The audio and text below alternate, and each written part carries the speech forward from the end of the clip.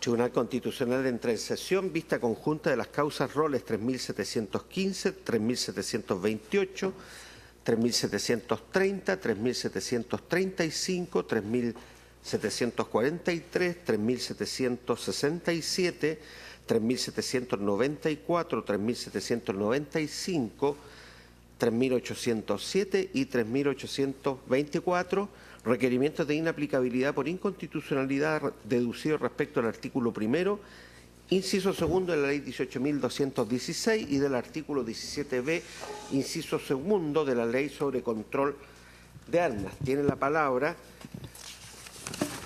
el relator, don Sebastián López. Muchas gracias, señor presidente.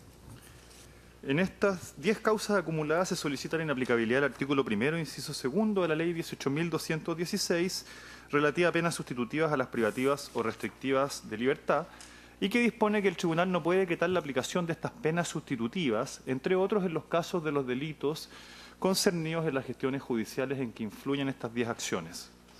En 5 causas, además, correspondientes a los roles 3.715, 3.730, 3.743, 3.807 y 3.824, se impugna también el artículo 17b, inciso segundo de la Ley 17.798 de control de armas, y que ordena al juez no tomar en cuenta para la determinación del quantum de la pena las disposiciones de los artículos 65 a 69 del Código Penal.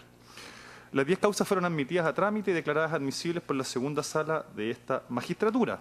Y en cuanto a las gestiones en que inciden y conforme a los antecedentes que constan en autos, puede señalarse lo siguiente.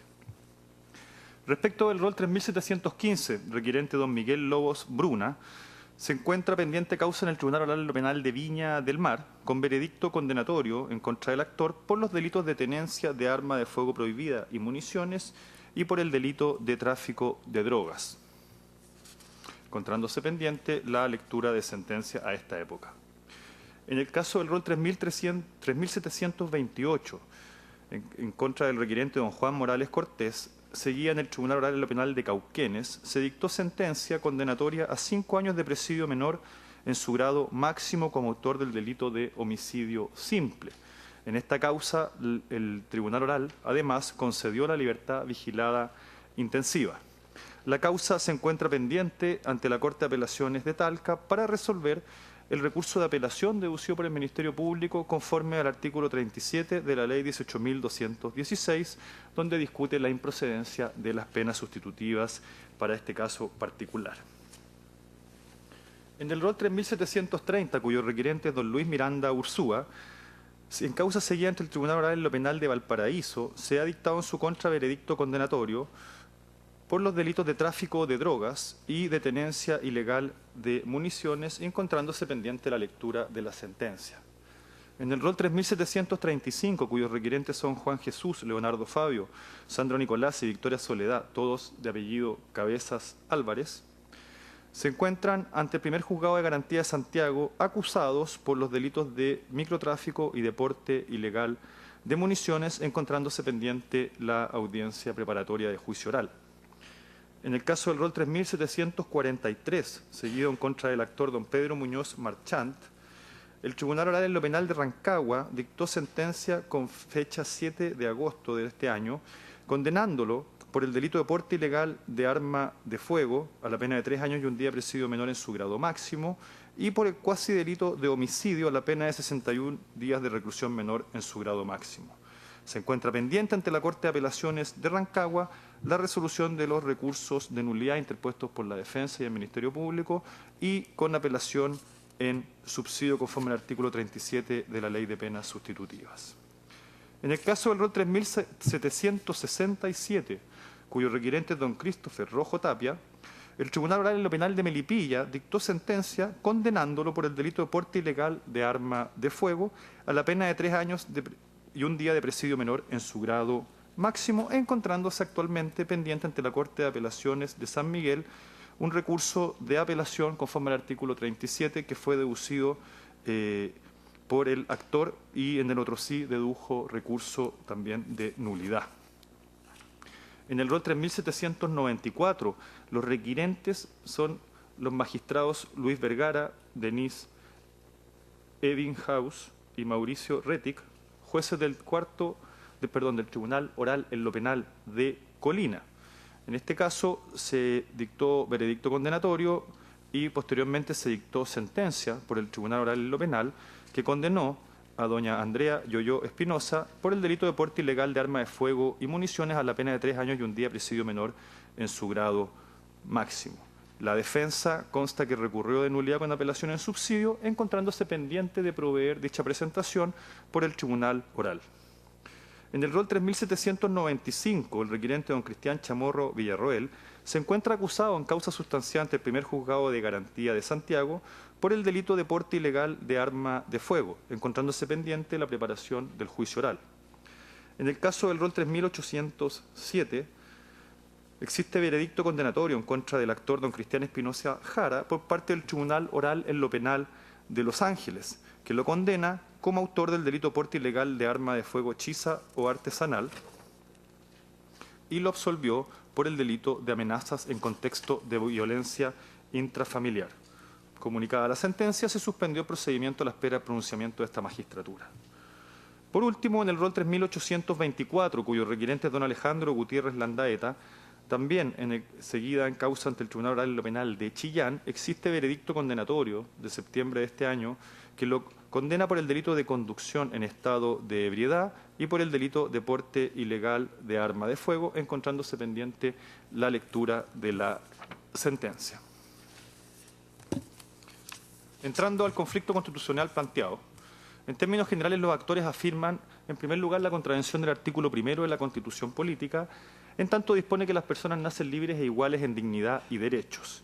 El Estado debe propugnar y concretar este mandato, lo cual no se materializa al establecer la privación de libertad efectiva en estos casos como única opción a aplicar por el sentenciador.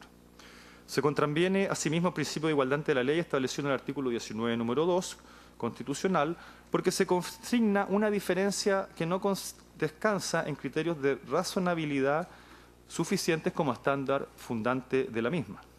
También se estima infringido el debido proceso asegurado por el artículo 19, número 3 de la Carta Fundamental, en tanto un procedimiento racional y justo debe basarse en penas proporcionales, con correspondencia debida entre la gravedad del hecho y la reacción punitiva del Estado, lo que no ocurre en estos casos. Se concluye que el inciso segundo del artículo 1 vulnera el debido proceso al limitar la facultad del juez para optar en la fase de ejecución de la condena por la pena más idónea y, en su caso, por la sustitución por de las penas privativas de libertad, al tiempo que el artículo 17b también atenta contra el debido proceso, limitando la capacidad del juez de la instancia para determinar las penas conforme a la ponderación de los antecedentes de cada caso particular. El Ministerio Público se hizo parte y formuló observaciones en 7 causas, excluidos los expedientes 3.735, 3.767 y 3.795. A saber, respecto a los requerimientos roles 3.730, 3.743, 3.807 y 3.824, solicita al Ministerio Público que se resuelva por esta magistratura la impugnación del artículo 1 conforme a derecho y que se rechacen todos los requerimientos en cuanto a la impugnación del artículo 17b. En este último punto, señala que deben desestimarse los libelos, aduciendo que de la historia de la ley se aprecia que se pretendió evitar rebajas judiciales de las penas importantes más allá del marco abstracto del tipo penal, buscándose por el legislador una respuesta punitiva más severa a ciertos tipos de delitos. Tampoco existe discriminación ni vulneración al debido proceso, ni se contiene en los requerimientos un punto de comparación tal que permita determinar una diferenciación arbitraria por la aplicación del precepto en comento. La norma finalmente se indica que no afecta las potestades del juez del fondo para determinar la pena, lo que no obsta que los grados de aquella sean de resorte exclusivo del legislador, y al tiempo que no implica esta norma que el juez penal quede impedido de juzgar conforme a las características del caso y del sujeto penalmente responsable. Ahora bien, respecto a las causas roles 3.715, 3.794 y 3.728, el Ministerio Público solicita el rechazo de los requerimientos en lo relativo a la impugnación del artículo 1 de la Ley 18.216. Así, en autos 3.715 se solicita el rechazo en esta parte, aduciendo que existe un veredicto condenatorio respecto al actor por los delitos de porte ilegal de arma de fuego y de tráfico de drogas, y que conforme a las penas asignadas en abstracto a dichos ilícitos, en el caso concreto no se cumplirían los requisitos necesarios para la sustitución de la pena privativa de libertad, lo cual es motivo suficiente para el rechazo del requerimiento. Respecto al rol 3794, también se solicita el rechazo, aduciendo el persecutor que en este caso, en que el requirente corresponde al Tribunal de Juicio Oral en lo Penal de Colina, dicho tribunal ya dictó sentencia condenatoria respecto del actor, haciendo la misma aplicación del artículo 1 en comento. En consecuencia, el tribunal que requirió ya se pronunció y aplicó la norma, lo que determina también el rechazo del libelo. Finalmente, respecto a la causa rol 3728, hace presente lo siguiente. Como se adelantó en la gestión en que incide este requerimiento, el actor, funcionario de Carabineros, fue condenado por el Tribunal Oral en lo Penal de Cauquenes a la pena de 5 años de presidio menor en su grado máximo como autor del delito de homicidio simple, reconociéndosele la concurrencia de 2 circunstancias atenuantes y concediéndole el tribunal la medida sustitutiva de libertad vigilada intensiva. Ante ello, las partes dedujeron recursos de nulidad rechazados y el Ministerio Público apeló en subsidio conforme al artículo 37 de la Ley 18.216, solicitando que se revocara la concesión de la pena sustitutiva, puesto que, conforme a la normativa legal y al criterio del Ministerio Público, no serían procedentes en este caso concreto. Consigna que la pena asignada en abstracto al delito de homicidio simple es de presidio mayor en su grado medio, pero el tribunal concedió la pena sustitutiva al reconocerle 2 circunstancias atenuantes como se indicó. Con esto, la pena quedó tan solo un día bajo el umbral de improcedencia de las penas sustitutivas. Recordemos que la pena era de 5 años. En todo caso, explica que dichos antecedentes y los puestos demuestran que de aplicarse el artículo 1 de la Ley 18.216 al caso particular y atendido los ilícitos y la naturaleza de los mismos, no se infringiría la igualdad ante la ley ni tampoco el principio de proporcionalidad. Traídos los autos en relación, presidente, se han agregado para su vista conjunta en esta sesión de pleno estas 10 causas y se han anunciado para alegar en forma los abogados representantes de 9 requirentes y el abogado representante del Ministerio Público. Es todo, señor presidente. Muy bien, muchas gracias. En primer término, por los requirentes, las causas roles 3.735, 3.794, 3.795 y 3.807 y 3.824, alega doña Marcela Bustos Leiva por 5 minutos. Adelante, por favor. Muchas gracias, señor presidente. Con la autorización de este excelentísimo tribunal, comparece la Defensoría Penal Pública en representación de los requirentes antes mencionados.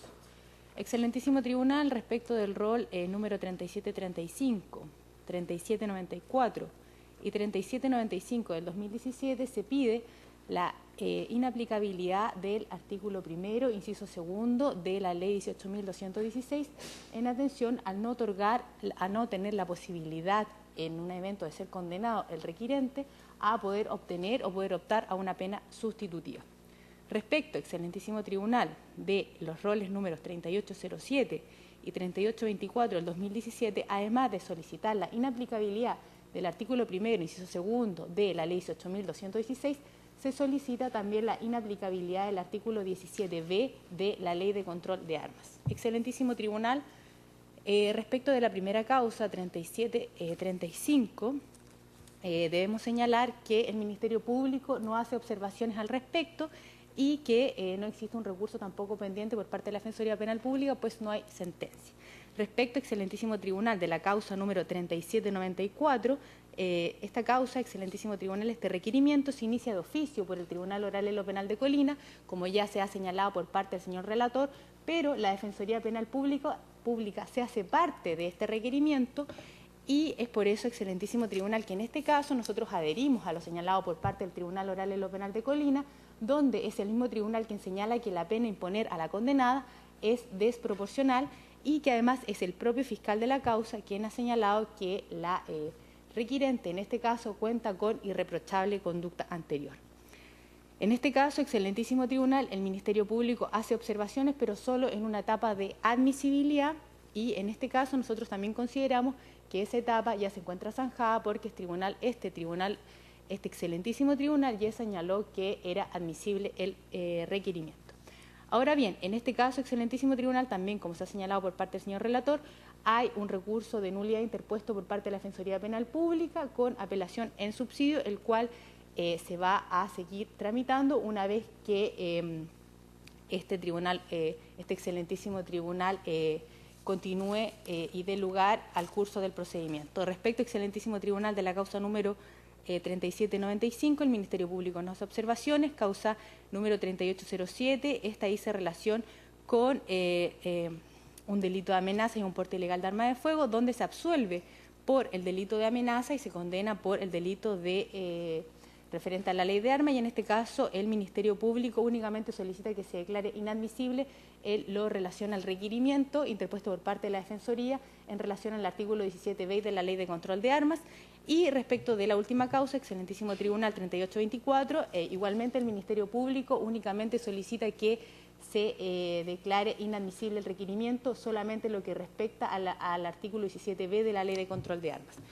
Excelentísimo tribunal, a este respecto y respecto de la mayoría de las causas, salvo las últimas dos, nosotros consideramos, excelentísimo tribunal, que las normas impugnadas son inaplicables al caso concreto en relación al artículo, en relación a la ley 18.216 respecto de las penas sustitutivas, porque infringe, como se ha sostenido por parte del relator, el principio de igualdad. Esto infringe el principio de igualdad, excelentísimo tribunal, porque hace un trato distinto a personas que se encuentran en una misma situación, personas que incluso han sido condenadas por delitos más graves, como pueden ser ley de drogas o asociación ilícita en este caso, pueden optar perfectamente a penas sustitutivas. Por lo tanto, el legislador, para prohibir imponer penas sustitutivas a quienes son condenados por la Ley de Control de Armas en relación, en este caso, a los artículos 9, se les prohíbe imponer cualquier pena sustitutiva. Y esto es lo que va en contra del principio de igualdad y lo que se transforma en una arbitrariedad, porque el legislador no explica cuál es el sustento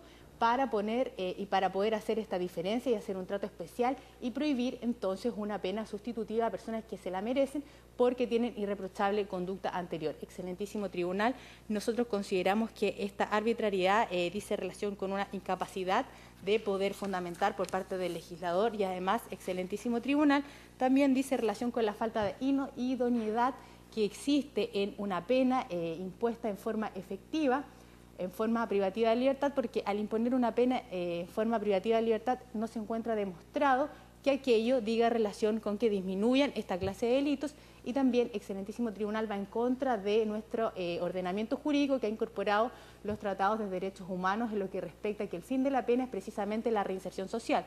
Por lo tanto, el imponer una pena privativa de libertad va en contra de los tratados de derechos humanos incorporados a nuestro ordenamiento jurídico en lo que respecta a los fines de la pena. Por todo lo anteriormente indicado, excelentísimo tribunal, se solicita la inaplicabilidad del artículo 1 de la ley 18.216 y en las últimas dos del artículo 17b de la Ley de Control de Armas. Muy bien.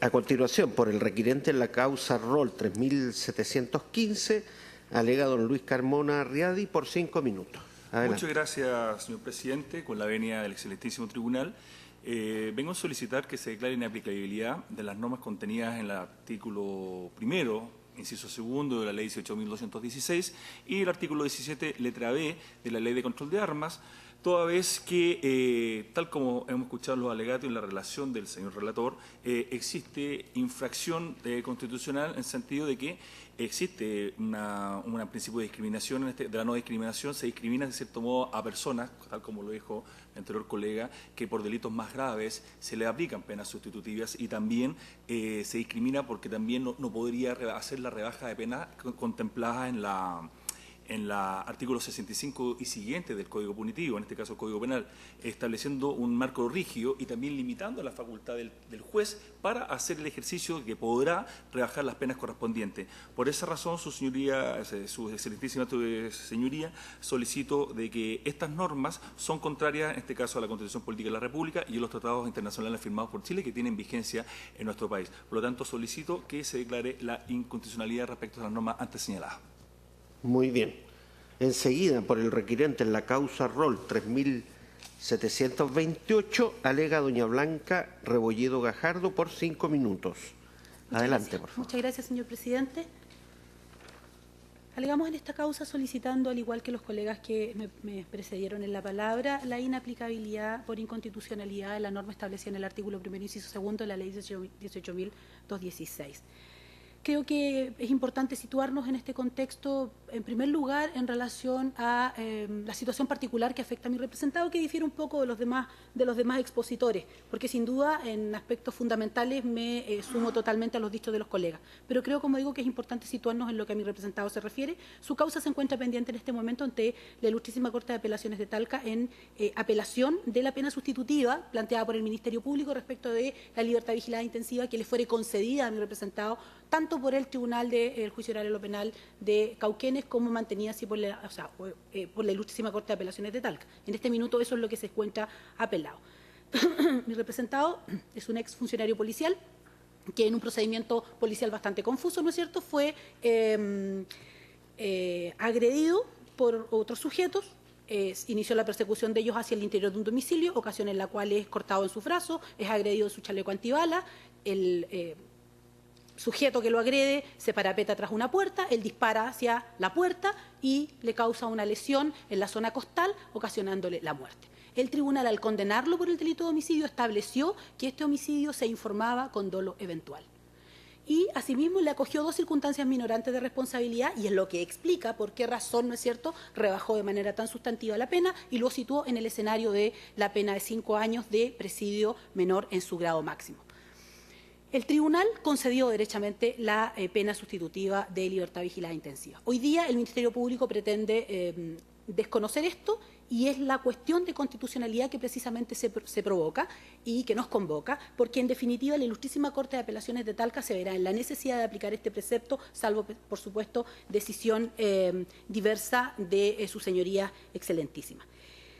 Cuando uno analiza los criterios o las disposiciones constitucionales que mis distinguidos colegas ya han invocado, me refiero al artículo 1 de la Constitución, al artículo 19, número 2, a las normas señaladas en la Convención Americana de Derechos Humanos, artículos 1.1 y 24, en el Pacto Internacional de Derechos Civiles y Políticos 2.1 y 26, y asimismo, por supuesto, la norma contenida en el artículo 19, número 3, inciso 6 de nuestra Carta Fundamental, que establece la igual protección en el ejercicio de los derechos y señala expresamente que corresponderá, ¿no es cierto?, a la ley establecer siempre las bases de un procedimiento racional y justo, entrega efectivamente al legislador la determinación de este procedimiento.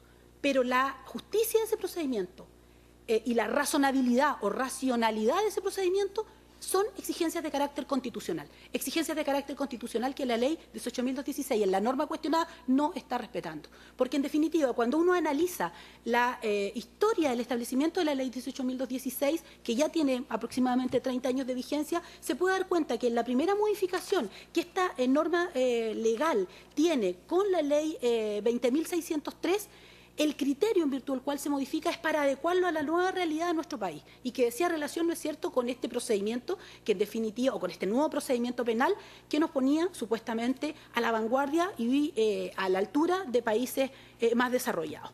Pues bien, en ese contexto se reconoce expresamente en el mensaje de dicha disposición legal que la reinserción social sería ciertamente un aspecto fundamental de esta disposición legal o de esta ley. Pues bien, conforme la ley 20.813, esto pareciera que se olvida y se introduce, ¿no es cierto?, una serie de limitaciones en las cuales el delito de homicidio, que ni en la ley 18.216 original, ni en la modificación de la ley 20.603 estaba fuera del catálogo, ahora sí se involucra. ¿Y por qué se involucra? Porque la pena del homicidio sube. ¿Será esa la única razón suficiente para establecer entonces que por esa razón este criterio que el juez tenía que tener primitivamente y que en esta causa ciertamente lo tuvo y le concedió la pena sustitutiva al justiciable, ya hay que modificarla porque la pena se elevó?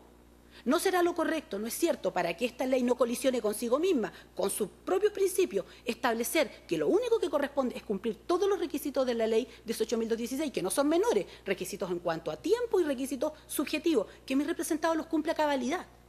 Y una vez, ¿no es cierto?, que eso se establezca, conceder la pena sustitutiva si es que eso es absolutamente procedente. Creemos, por supuesto, que en ese contexto entonces esta ley que hoy día está modificada en los términos que lo ha sido y que afecta tan gravosamente a mi representado y también a los demás intervinientes, por supuesto que vulnera entonces normas constitucionales que ya se han citado. Porque ciertamente, y lo único, y con esto termino, señor presidente, 10 segundos, ciertamente el único argumento que existe y que está dado por el profesor Matus, y lo dice sin asombro, es modificar este cuerpo legal para limitar las facultades jurisdiccionales. Eso, respetuosamente, no me parece que se condiga con un Estado de Derecho. Es lo que puedo señalar, su señoría. Muy bien. Los señores abogados pueden dar paso a los siguientes colegas.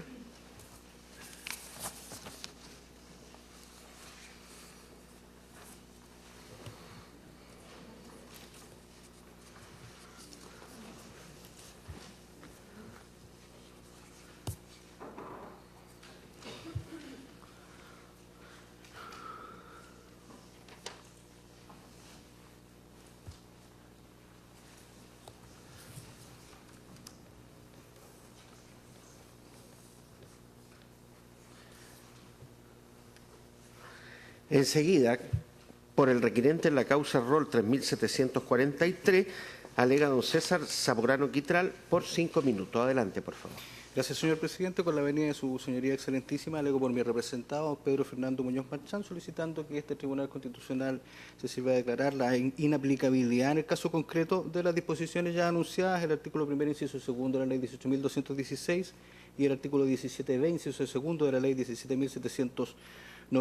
Como ya se anticipara por el señor relator y también por los colegas que me han antecedido en la palabra, para aprovechar el escaso tiempo de que dispongo, me referiré solo a aquellos elementos diferenciadores respecto de las otras causas. Don Pedro Muñoz Marchán fue condenado por el Tribunal de Juicio Oral en lo Penal por cuasi delito de homicidio e infracción a la ley de armas. Don Pedro es un empresario agrícola, fue condenado porque al repeler y perseguir a quien robaba en su predio y que después intentó violar la morada de un predio vecino, estamos hablando de un campo, al perseguir por un terreno agreste, tropezó, cayó, activó el disparador, lo que culminó con la muerte del sujeto que robaba en su campo.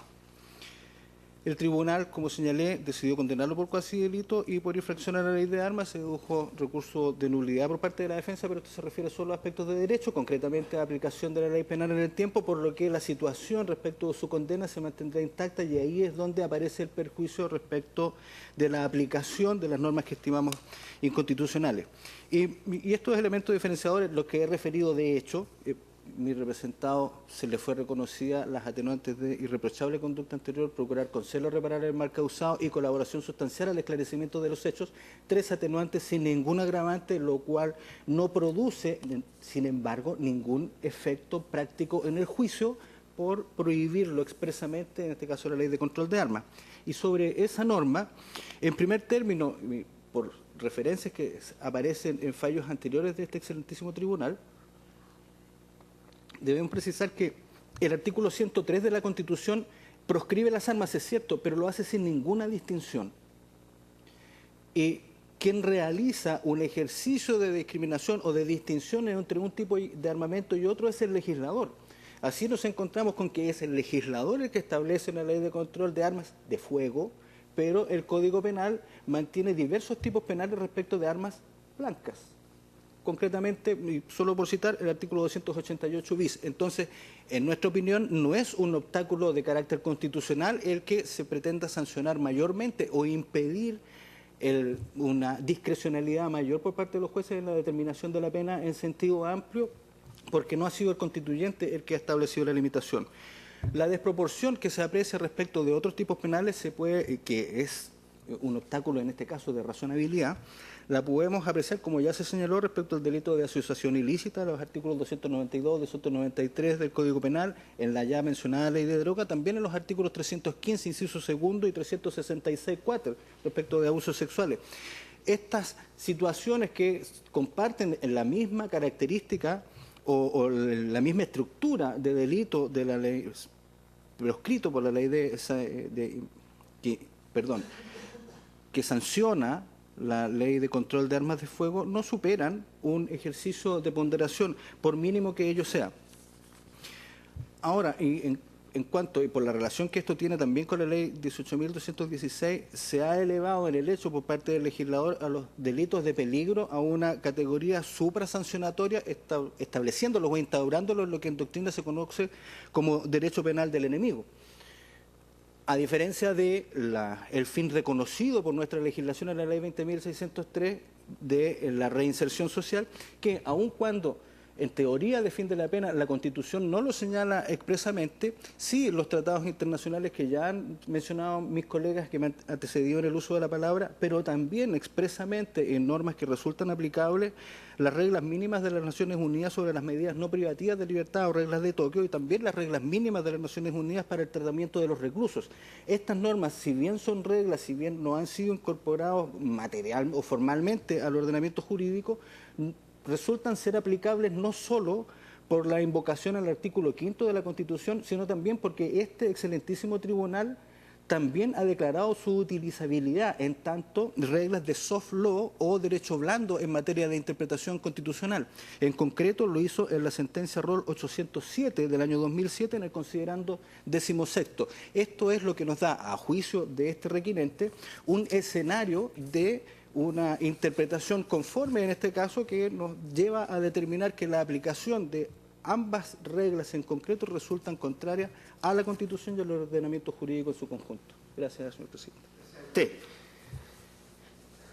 Enseguida, por el requirente en la causa Roll 3767, tiene la palabra don Enrique Sotomayor Zaneta por 5 minutos. Adelante, por favor. Gracias, su señoría excelentísimas. Su señoría, sucintamente en cuanto a también a lo hecho de que atañen a mi representado, don Christopher Rojo. Don Christopher estaba paseando por Melipilla, su señoría, con un maletín, ¿ya? Funcionarios de Carabineros fueron alertados, ya, de que habrían unos sujetos que probablemente irían a cometer un delito, su señoría, en una estación de servicio en Melipilla. Llegan Carabineros, se encuentran solamente a Christopher Rojo con este maletín, y adentro del maletín había una escopeta desarmada, ¿ya?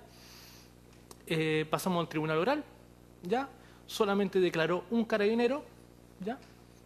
El perito armero, y el tribunal tuvo por acreditado, más allá de toda duda razonable, la participación culpable del artículo 9 de la ley 17.798, ¿ya? Porte ilegal de armas, condenado a 3 años y 1 día.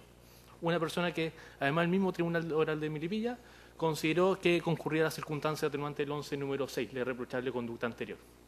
Entonces, además, su señoría, de esta, por así decirlo, extremo de que una sola persona pueda ya romper, digamos, esta presunción de inocencia, nos encontramos además con esta otra ilógica, ya, que va contra el ordenamiento jurídico de que tenga ya que cumplir una pena privativa de libertad desde que se señala o se ordena en el Congreso y no en un tribunal de justicia, ¿ya?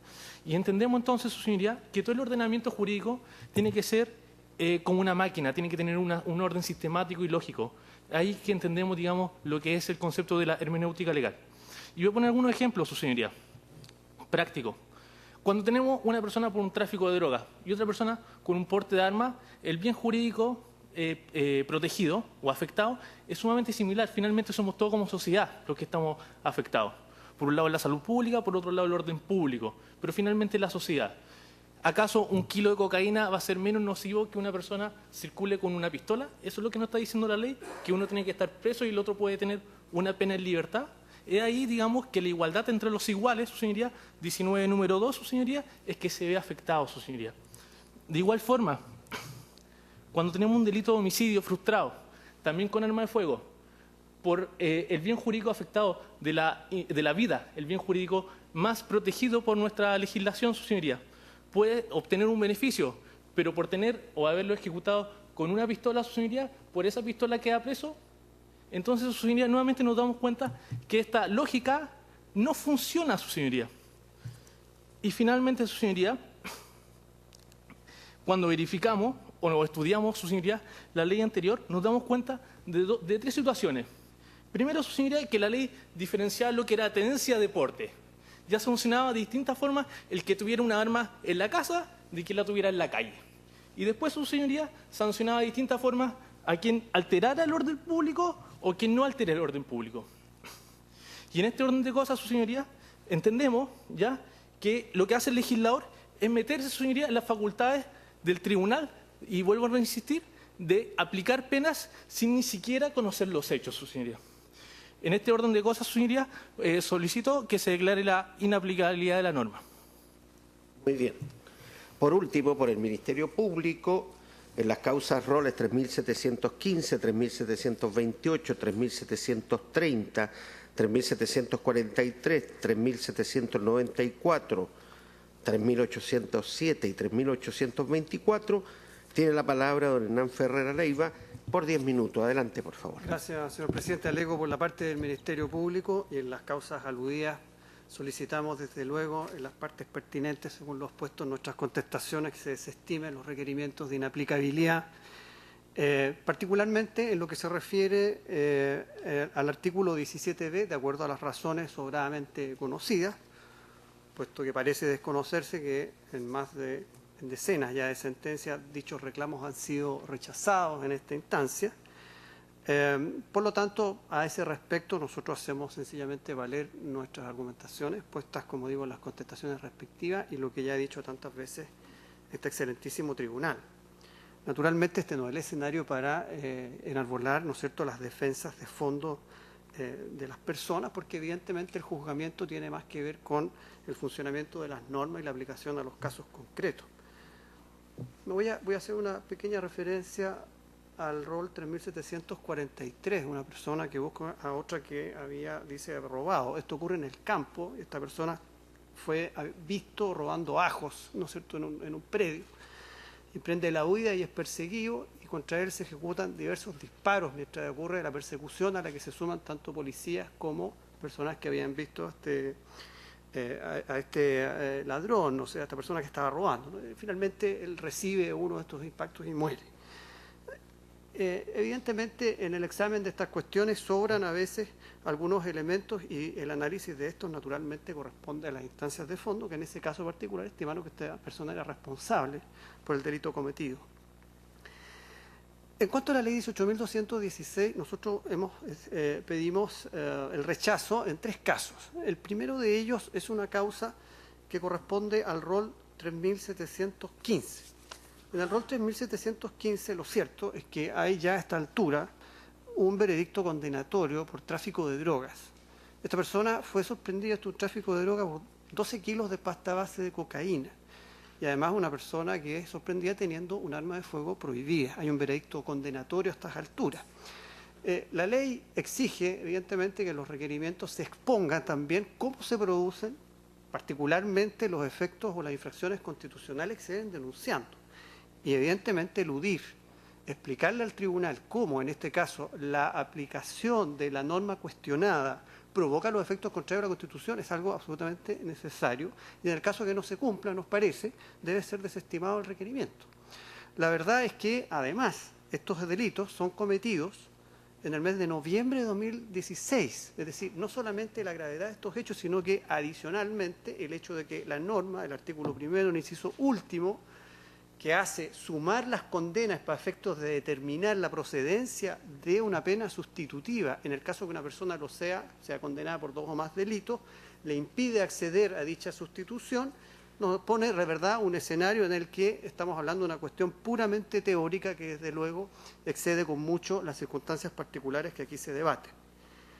El siguiente rol corresponde al rol 3794. Este es un tribunal oral que requiere la inaplicabilidad del artículo primero de la ley 18.216. Nosotros estimamos que al haber dicho tribunal, a su vez, aplicado con posterioridad la regla en cuestión, habiendo dictado sentencia y denegado la pena sustitutiva, han ocurrido 2 cosas a lo menos. En primer término, el tribunal, al dictar sentencia, deja de ser el tribunal que conoce actualmente de la causa, por lo tanto pierde la calidad, ¿no es cierto?, jurídica de ser un órgano legitimado para efectos del planteamiento de este tipo de requerimiento, conforme al artículo 44 de la ley pertinente, y naturalmente esfuma, hace desaparecer el conflicto constitucional que se viene denunciando al haber aplicado la regla. Es cierto que la Defensoría se ha hecho parte en este caso, pero adhiriendo las argumentaciones y colgándose de algún modo de lo que exponen los sentenciadores orales, sin formular por su parte requerimiento alguno. Por lo tanto, sigue la suerte de lo que principalmente se ha planteado en este caso por los jueces. Y por último, hemos formulado posición también en lo que se refiere al rol 3.728. Este es un delito de homicidio que efectivamente es cometido por un policía. Este es un juicio donde hay una sentencia ya condenatoria, donde se le impuso la pena de 5 años de presidio menor en grado máximo a este funcionario por el delito de homicidio simple. Los hechos son de noviembre de 2014. Estábamos ya ante la vigencia de la inclusión entre los ilícitos que impiden la sustitución de penas en el inciso segundo del artículo primero de la ley 18.216 al homicidio simple, juntamente con haber aumentado la pena que tiene asignada ese ilícito, que ahora pasa a tener lo que antiguamente era la misma penalidad de un homicidio calificado, es decir, partiendo en 10 años y un día, 15, ¿no? Presidio mayor en grado medio. Se dictó una sentencia condenatoria. En esta sentencia se denegó o se rechazó las posturas defensivas que apuntaban primero a una legítima defensa. Lo que escuchamos recién acerca de cómo han ocurrido estos hechos es algo que está descartado como legítima defensa, y también está rechazado la incompleta cumplimiento de una causal de justificación del artículo 11, número 1. No hay una eximente incompleta tampoco aceptada.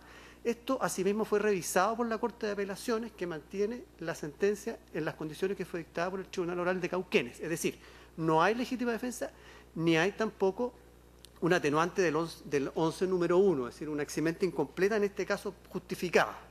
Y ese es el escenario. El tribunal lo que hizo fue, efectivamente, rebajar en 2 grados la pena, dejarla en 5 años, estamos desde 10 años y un día, llegamos a 5 años, y en el considerando 18 esta sentencia no entrega mayor explicación acerca de cómo sortear este obstáculo legal. Sí hace explicaciones acerca de la procedencia, los antecedentes previos del acusado, etcétera, pero no hay ninguna referencia a cómo sortear la dificultad legal que planteaba en ese caso, ya a esa altura, el artículo primero del inciso segundo de la ley 18.216. El ilícito del homicidio simple fue incluido a este catálogo por ley 20.779, no por la ley 20.813 como escuchamos previamente. Antes de eso, la ley 20.603, que justamente es la que modifica sustancialmente lo que eran antiguamente beneficios para establecerlos como penas sustitutivas, esa regla ya incorporaba entre el catálogo de ilícitos del inciso segundo al homicidio calificado. La ley 20.779 aumentó la pena de este delito y además la incluyó en este inciso segundo. Hago notar que la pena que en definitiva tiene hoy en día el homicidio simple es exactamente la misma que tenía antes, cuando se dictó la ley 20.603, el homicidio calificado, que partía, ¿no es cierto?, en 10 años y un día. Las razones para esto están en la historia de la ley expuestas de manera bastante clara. Primero, es una moción parlamentaria, ¿no es cierto?, que incluye esta modificación a la ley 18.216, básicamente ajustar el sistema legal, sobre todo lo que se refiere a atentados contra la vida, ¿no es cierto?, al catálogo de valores que se estima compartidos por la sociedad, y buscar el cumplimiento efectivo de las penas. Entonces, hay 3 premisas para este examen. Primero, esta exclusión de este homicidio simple corresponde a la ley 20.779, no a la 20.813. Segundo, corresponde a la misma pena que tenía el homicidio calificado cuando ya el homicidio calificado había quedado por ley 20.603 fuera del ámbito de las penas sustitutivas. Y en tercer lugar, que también es importante, la pena establecida por el tribunal en este caso está un día por debajo del umbral bajo el cual, por las condiciones particulares de cada una de las penas sustitutivas, admiten o no la sustitución en cuestión. Sabemos que de 5 años y un día para arriba eso es imposible, salvo el caso extraordinario, ¿no es cierto?, de instancias posteriores de pena mixta, que se llama, que está en el artículo 33 de la referida ley. Por lo tanto, en nuestro concepto aquí acuden 2 órdenes de razones para rechazar este requerimiento. En primer lugar, evidentemente y en términos generales, el examen de la cantidad de ilícitos que están recogidos en el catálogo del inciso segundo. Sabemos que de partida de 5 años y un día para arriba no proceden, en general, según reglas particulares, la sustitución de las penas. En segundo lugar, el mismo artículo deja fuera a las personas que han sido condenadas anteriormente por delitos de la ley 20.000. Deja fuera también, según el texto que tiene hoy en día esta regla, a quienes han cometido anteriormente ilícitos contra la propiedad, y también deja fuera a quienes, sumando varios ilícitos en el mismo caso donde sea castigado, supere las exigencias normativas de cada una de las penas sustitutivas reguladas en la ley. Aquí, en nuestro concepto, entonces, el legislador se ha mantenido dentro del ámbito de sus facultades sin infringir los parámetros constitucionales que a este respecto entendemos posee para delimitar o configurar una política criminal que en este caso busca sancionar más gravemente ciertos delitos. Y en segundo término, debe también rechazarse por la gravedad de este ilícito. Este también es un criterio ampliamente utilizado en este tribunal para desestimar este tipo de cuestionamientos. Este es un delito que es evidentemente grave, que tiene una pena de 10 años y un día. Esa es la pena que tiene hoy día este delito y que por lo tanto no demuestra, por la entidad que tiene y la importancia que todos le reconocemos, no demuestra ninguna infracción constitucional como aquellas que se aducen en el requerimiento. Estamos hablando de principio de igualdad y especialmente principio de proporcionalidad. Por estos motivos, y particularmente en razón de estos dos órdenes de razonamientos ya utilizados ampliamente por este excelentísimo tribunal, es que nos parece que el requerimiento a este respecto también debe ser desestimado. Muchas gracias, señor presidente. Muy bien, muchas gracias. Señoras ministras, señores ministros, preguntas que hacer. La ministra, señora Peña. Gracias, presidente. Con su venia, pedirle a alguno de los abogados le cediera uno de los escritorios a la abogada señora Rebolledo. Mi pregunta es en la causa rol 3728.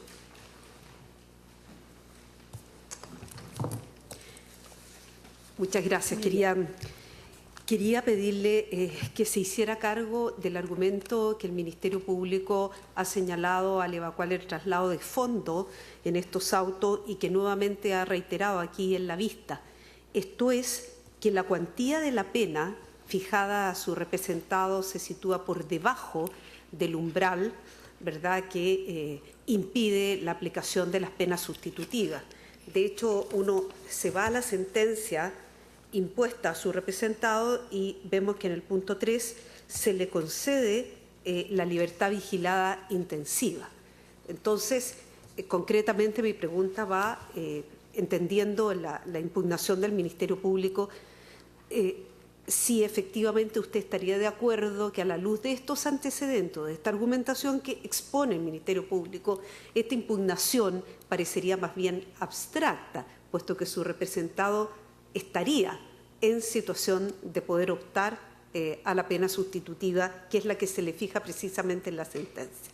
No sé si se entiende la pregunta. Señoría, si le entiendo bien, lo que pasa es que efectivamente mi representado, de un punto de vista teórico, está en el rango de la procedencia de penas sustitutivas conforme a los criterios orientadores de la Ley 18.216, tanto en cuanto a tiempo, temporalidad, que estamos hablando de 5 años, tanto en cuanto a requisitos subjetivos que el colega rápidamente señaló que efectivamente en la sentencia se contienen. Entonces, y es la razón por la cual el tribunal lo otorga.